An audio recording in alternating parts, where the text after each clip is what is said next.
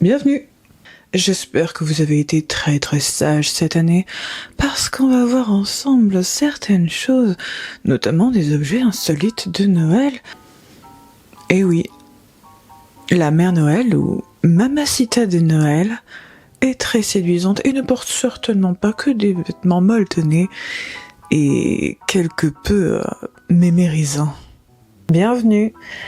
Vous êtes avec la mère Noël, alias Mamacita de Noël, car oui, cette année, on va voir, pour bien terminer l'année, nous allons plonger dans les objets insolites de Noël, et on va commencer avec cette superbe tasse de Noël, où l'on a l'impression de boire à l'intérieur du corps d'un petit biscuit, ou plutôt, et plus précisément, de petits biscuits directement, comme si on lui avait ouvert le crâne. C'est très étrange, mais cette tasse de Noël est plutôt mignonne, vous les avouerez. Avec notamment un petit détail de sucre d'orge juste là. Oui, c'est très kitsch, mais j'adore. Ensuite, ce que contient du coup ma tasse, et c'est le thé de Noël spécial Yogi Tea, qui d'ailleurs au final n'est pas vraiment du thé de Noël, parce qu'il n'y a pas de thé à l'intérieur. En termes d'odeur, c'est excellent parce que ça sent excessivement bon, et ça sent vraiment, ça sent un peu le 4 épices qu'on utilise notamment dans le pain d'épices de Noël. Et ça sent très bon. Après, j'espère que ça n'aura pas le même goût que le Lebkuchen, parce que on sait tout ce que ça veut dire.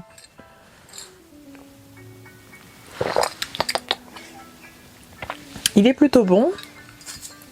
Bien qu'on sente quand même assez bien le réglisse derrière. Ce sera d'ailleurs pas la seule chose qu'on va goûter qui est très étrange. Mais après, celui-là, cette infusion-là est plutôt bonne. Vraiment, ça sent Noël. Quand vous l'ouvrez, vous sentez que c'est Noël. C'est comme si vous aviez Noël dans votre bouche. Par contre, si vous êtes sensible au gingembre, évitez de toucher à ça parce qu'il y a un petit peu de gingembre. Il y a aussi du réglisse, mais ça va, on sent pas forcément le goût très prononcé du réglisse. Par contre, le goût du gingembre, de la cannelle et du clou de girofle, on le sent extrêmement bien. Après, c'est bon en soi, c'est juste que c'est un petit peu fort, quoi. Ça rappelle un peu le thé chai, mais sans le thé noir du coup. En termes de notes, je dirais un 7, parce que le côté gingembre, en fait, il y a un petit côté... ça pique un peu la gorge. Ensuite, nous avons des décorations, parce que forcément il faut des petites décorations pour son sapin de Noël, sauf que là ce ne sont pas des décorations classiques. Là on est sur de la décoration de Noël plutôt champignonesque, et notamment avec des petits champignons tout simplement à accrocher à votre sapin de Noël, qui se présente de cette manière. En fait, ils sont en tissu, de votre cousu à la main, parce que vu la taille, c'est peu probable de le faire à la machine.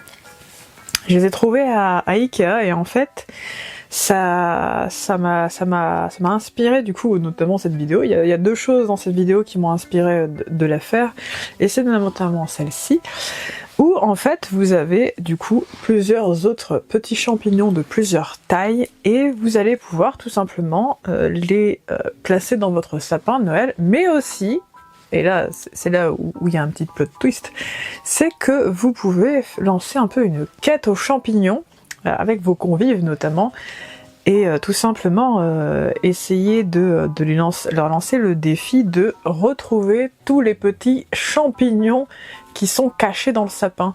Il y a un côté un peu chasse au trésor amusante, et le dernier, eh bien écoutez, vous trouvez comment le récompenser. Bon, après, évitez de faire ça en fin de soirée. L'abus d'alcool est dangereux pour la santé, on fait attention. Si vous êtes mineur, vous n'y touchez pas. Donc évitez de vous lancer dans une chasse aux champignons sur votre arbre de Noël, notamment quand vous êtes peut-être un peu trop éméché. Ça évitera de renverser le sapin et de refaire la scène des Gremlins, avec l'attaque notamment fameuse des Gremlins et de la mère des pels, oui, je crois que ça s'appelait des pels, et justement de finir avec un sapin qui pourrait prendre feu par exemple. Quelque chose qui va nécessiter l'arrivée de mon petit compagnon à fourrure, mon ami de tous les temps, et qui est tout simplement Héraclès. Je vais aller le chercher tout de suite d'ailleurs. On est de retour. Ça va? Tu viens là? Oui. Tu viens t'asseoir à côté de moi? Vous ne le voyez pas, elle est tout petit, il est là. Ça va Héraclès? Ça te fait peur? Tu es pas à l'aise? Bon, ici rien. Tu viens là? Alors, je lui ai trouvé un petit quelque chose pour... Ça va? Oh oui. Je lui ai trouvé du coup un petit quelque chose, parce que non, c'est pas mon chien de traîneau. Il est un petit peu trop petit pour ça. Et du coup, je lui ai trouvé quand même, parce que ce serait triste de les laisser... Ce serait quand même triste de le laisser sans avoir un petit quelque chose pour lui. Du coup, ce que j'ai fait, c'est que je lui ai trouvé un petit déguisement de Noël, on va dire, que j'ai trouvé trop mignon pour lui. Je sais qu'il déteste tout ce qui est harnais et également les manteaux. Je vous assure, quand c'est l'hiver et qu'il pleut, lui faire déjà accepter de porter un manteau pour éviter qu'il se mouille et attrape froid, c'est très compliqué. Comme j'ai assez de pitié pour lui pour éviter de le faire subir un déguisement de Noël qu'il va forcément détester, du coup j'ai trouvé une petite alternative qui est tout simplement un petit bandana. Un petit bandana un peu tartan, avec justement le petit Père Noël dessus, avec un petit Merry Christmas dessus. Ça va? Tu aimes bien? Tu aimes bien l'odeur? Ça va, tu l'acceptes? Tu acceptes si je te le mets? T'as le droit de dire non. Tu as envie? Attends, on va te l'installer. Hop! Oui, je sais. Tu veux t'asseoir? Ou t'as le droit de t'asseoir, hein? Hop! Vas-y, ici. Du coup, un petit bandana sur son petit dos. On dirait que je te martyrise. Mais c'est pour que tu sois un petit peu à l'effigie de Noël. T'inquiète, je serre pas fort, tu sais bien. Alors, petit ours. Ah, c'est bon, tu t'es installé? T'es bien là? Oui, hein, c'est pas mal. Avec son petit bandana trop mignon. Tu as envie d'aller te reposer plus loin? Oui. Tu veux dormir là? D'accord. Tu vas dormir ici. Avec son petit truc tartan, comme ça il aura un petit peu de l'esprit de Noël sur lui. Je vais le laisser un petit peu dormir et on va tout simplement continuer la vidéo avec lui. Bon, il a voulu partir, donc étant donné qu'il a voulu que je le laisse tranquille, je l'ai libéré. C'est pas grave, on va poursuivre la vidéo. Il a voulu aller promener, donc on est sortis, hein, tout simplement. Il a adopté finalement. Tu aimes bien? Oui. Oh, c'est confortable. Ça rajoute un peu de chaleur. Oui. Tu aimes bien? Oui. Oh là là. Oh là là. Tu es devenu le petit bandit de Noël? El Bandito. C'est El Bandito. Le bandit de Noël. À présent, et comme dans toute décoration de Noël qui se respecte, c'est un petit peu orienté décoration, sauf la dernière partie qui d'ailleurs sera un petit peu particulière. Oui. Si vous lisez bien le titre de la vidéo, vous savez déjà ce qui va se passer à la fin, avec le fameux village de Noël post-apocalyptique que je vais réaliser vers le final, et qui sera très amusant.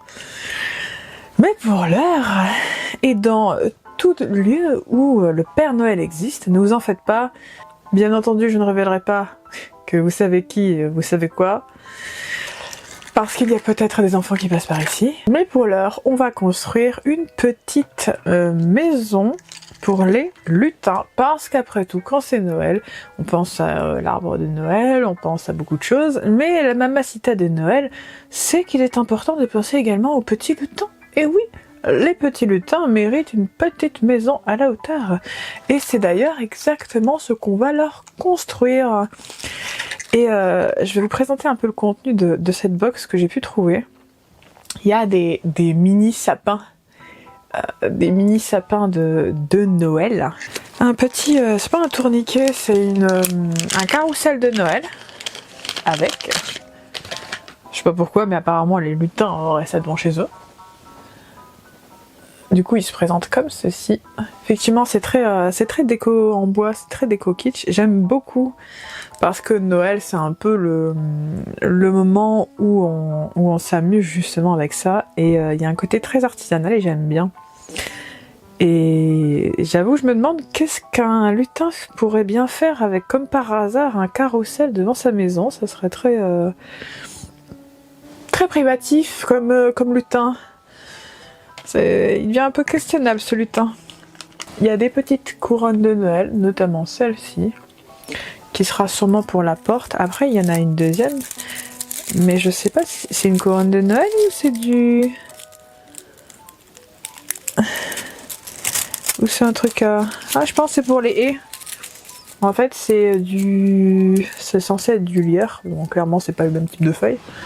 On n'est pas sur du lierre de qualité.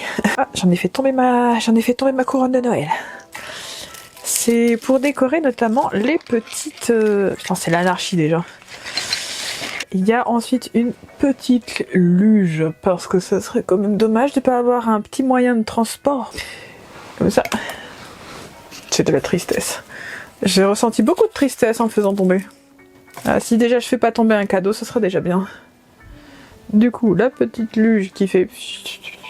Tout à fait, c'est le bruit qui va avec. Vous pouvez même faire des petits pas dans la neige, parce qu'ils ont prévu quand même un petit pochoir pour faire des pas, même si je suis pas sûre que... Ça ressemble quand même davantage à des pattes de canard qu'en réalité à des pas de lutin, mais bon, hein, on va rien dire. Si je le trouve. Mon dieu, il y a de la construction à faire là-dedans. Satanerie. Et du coup, comment ça se construit cette chose? Alors attends, si je comprends bien. Je sais même pas ce que c'est. Parce qu'il n'y avait pas de... Il n'y a pas de notice avec, donc ça va vraiment être un truc à l'arrache. Alors normalement, ça devrait être comme ça, normalement. Ah oui, c'est bon, c'est les échelles. C'est bon, c'est l'escalier. C'est l'escalier. Ah putain, il est branlant ton escalier. C'est quoi cet escalier de l'enfer?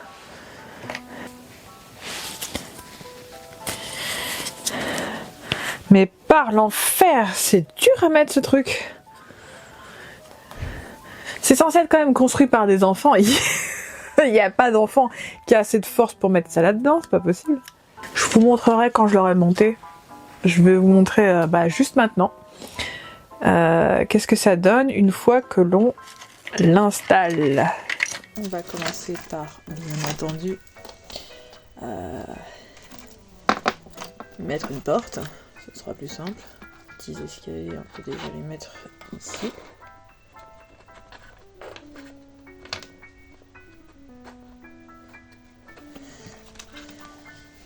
C'est censé aller quelque part ça. Donc la petite porte qui d'ailleurs s'ouvre. Hop. On va terminer ce petit escalier de l'enfer. Donc les petits escaliers. Bon, faites pas ça comme ça, hein, concrètement, hein, mettez-le ici parce que sinon, à quelle distance tu dois y aller pour aller là-dedans, ça n'a plus aucun sens. Bon, la boîte aux lettres, hop, on va la mettre ici. Comme ça, le postier il devra sauter un petit peu. Juste à côté, il pourra prendre ses étrennes qui seront juste posées là. C'est un lutin des enfers qui, au final, vraiment, c'est un lutin associable et ermite. C'est un lutin ermite qui n'a tellement pas envie qu'on le visite que pour le coup, il a fait un parcours du combattant juste pour rentrer chez lui. Ah. Et c'est clairement pas pour les enfants en bas âge, pour éviter les étouffements, hein. Il y a des petites pièces quand même. Juste ça, c'est un coup à s'étouffer. Je veux dire, la petite bottine, elle fait pas plus d'un ongle. Je veux dire, rendez-vous compte. Du coup, vaut mieux éviter de laisser ça à portée des enfants ou des animaux. Je sais que mon chien, il va s'étouffer, il est capable de bouffer ça. Il est temps de passer à l'étape goûtage des choses bizarres de Noël. Vous savez, à Noël, il y a beaucoup de choses qu'on peut manger.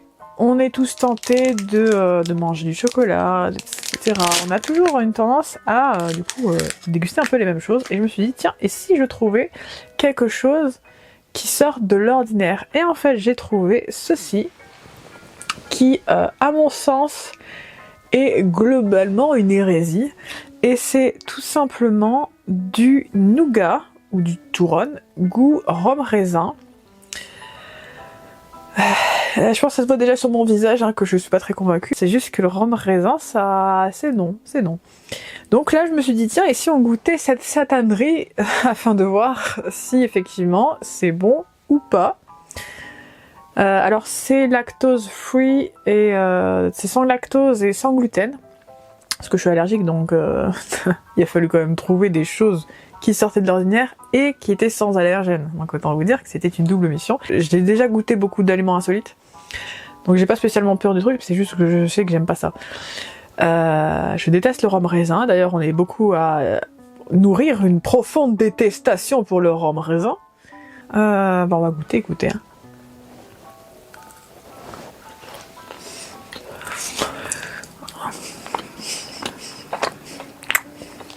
C'est pas le pire truc que j'ai mangé dans ma vie. Ah, il y a une fin avec un goût de rhum. J'ai déjà goûté du rhum, ça passe, mais là c'est pas bon. Le rhum raisin c'est pas bon et c'est pas une saveur pour tout le monde.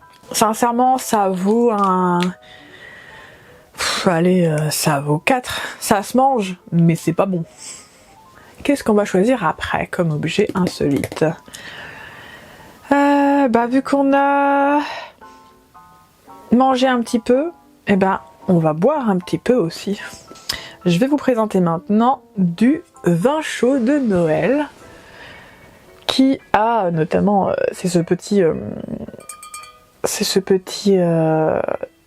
ours sur une bicyclette qui m'a attiré, et c'est du vin chaud de Noël, c'est-à-dire le mélange de vin avec les épices afin d'avoir un vin chaud, mais là en bouteille, et vous avez juste à le chauffer.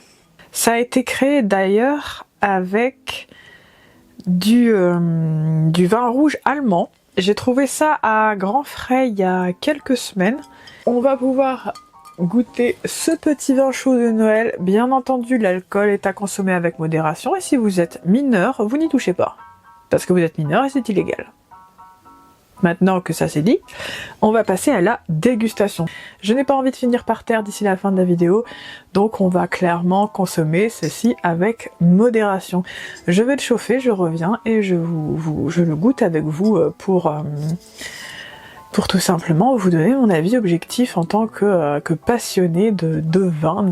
C'est trop chaud.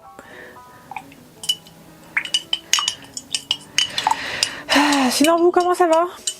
Le temps que je touille mon vin chaud afin de ne pas me brûler aujourd'hui. Ce serait bien. On va voir si c'est suffisamment tiède ou si je vais au contraire me brûler la langue.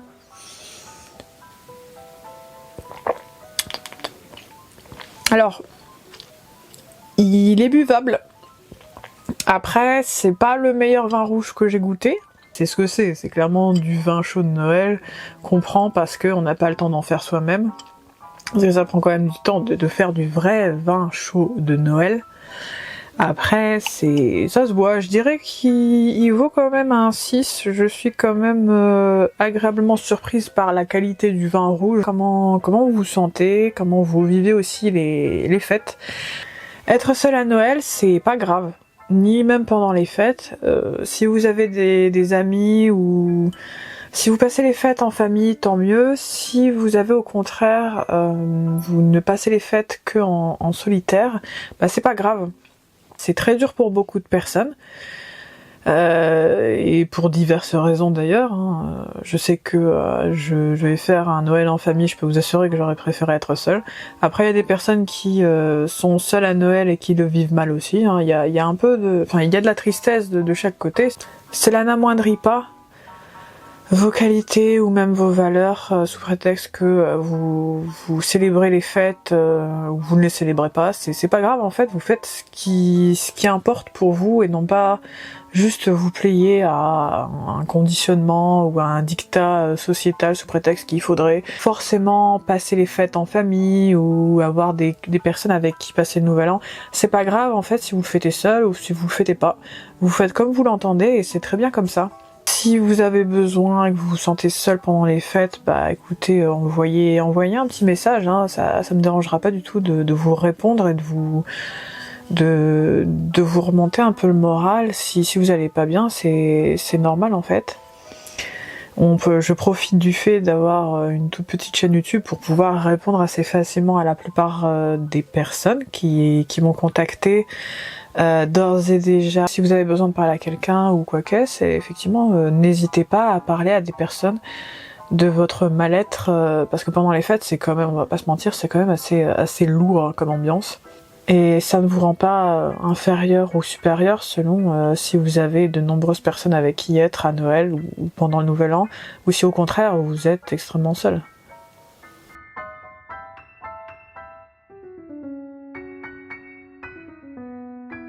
Alors là présentement des bûchettes, mais attention, des bûchettes au citron vert. Il est sans gluten et sans lactose. Donc on peut le consommer. Donc c'est des petites bûchettes qui se présentent comme ceci. Et qui sont tout simplement des zestes de citron vert, il me semble. Ah non, ce sont des pâtes de fruits saveur citron vert poudré enrobé de chocolat noir. C'est quand même très sucré. Je mangerai clairement pas la boîte d'un coup, ça c'est mort. Parce que c'est déjà très très sucré. On sent clairement que c'est de la pâte de fruits, parce que vous savez, il y a un peu le côté givré du sucre de la pâte de fruits, de certaines pâtes de fruits. Après, c'est pas... C'est bon, mais ça peut vite être écœurant. Vous savez, le plus gros problème qui se passe à Noël, enfin l'un des plus gros problèmes, hein, vous me direz, c'est que par exemple... quand vous êtes allergique au gluten et au lactose, quand vous allez dans un magasin, il y a quasiment que du chocolat avec du lait. Même s'il est marqué chocolat noir, c'est de la flûte parce qu'il y a beaucoup, et je suis en guerre contre ça, il y a beaucoup d'industries chocolatières et de chocolatiers qui parlent de chocolat noir alors qu'en réalité il y a du lait dedans. Moi j'ai un problème là-dedans parce que s'il y a du lait, c'est pas du chocolat noir. Faut arrêter de sortir cette connerie. Ça c'est fait. Et le second, vraiment, vous imaginez le niveau de frustration de se retrouver en face de 6 tonnes de chocolat littéralement et de savoir que vous ne pouvez absolument rien manger. C'est d'une tristesse.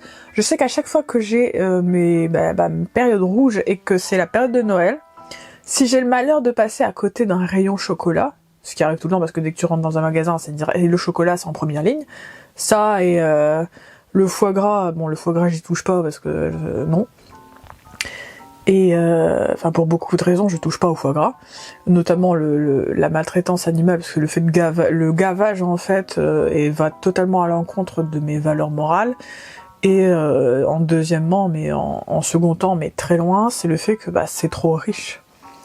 Mais déjà juste le fait du gavage, ça a suffi à me dégoûter du foie gras. En parlant de choses ragoûtante. Vous savez qu'à un moment ou à un autre, à Noël ou pendant les fêtes tout court, vous allez devoir passer à la salle de bain, on va dire. Aux toilettes, hein, notamment, aux commodités. Du papier toilette à l'effigie du Père Noël. Et comme vous pouvez le lire, let it snow, c'est-à-dire... faites neiger.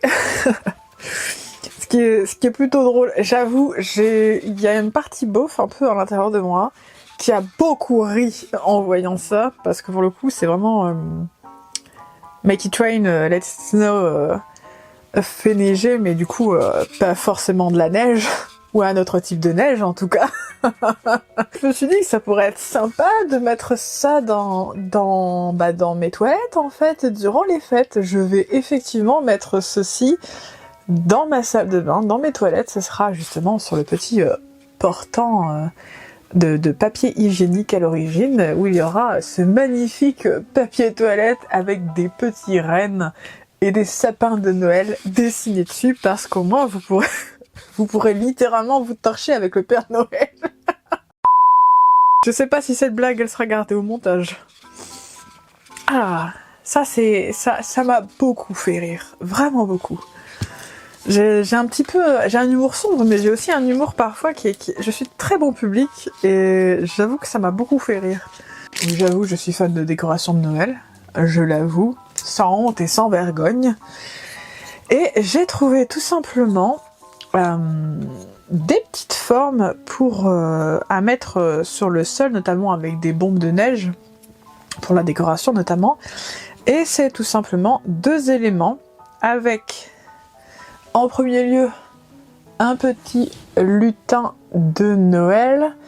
Et en fait, vous allez juste sprayer dessus pour en fait faire un peu la marque. Ça rappellera un peu la grotte de Lascaux, mais version lutin. Et en deuxième partie, des petits pas de lutin, tout simplement à vous sprayer en fait par-dessus, sur le sol bien sûr, votre bombe de neige pour faire comme s'il y avait des petites traces de pas de lutin sur le sol. D'ailleurs, on va le faire juste après.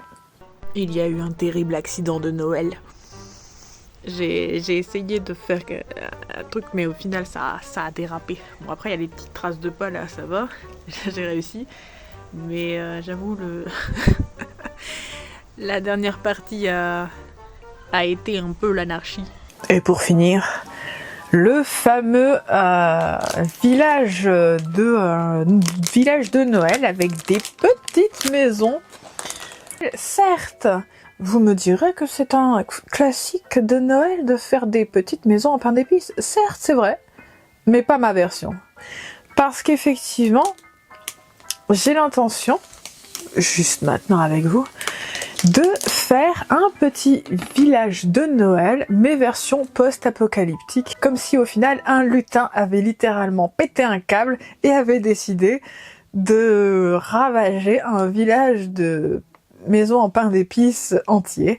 Bien entendu, il y a de la décoration avec, parce que sinon ça serait chiant. Pas forcément besoin d'être sorti de la cuisse de Jupiter pour savoir comment... je vous montre quand même, au cas où vous ne sauriez pas.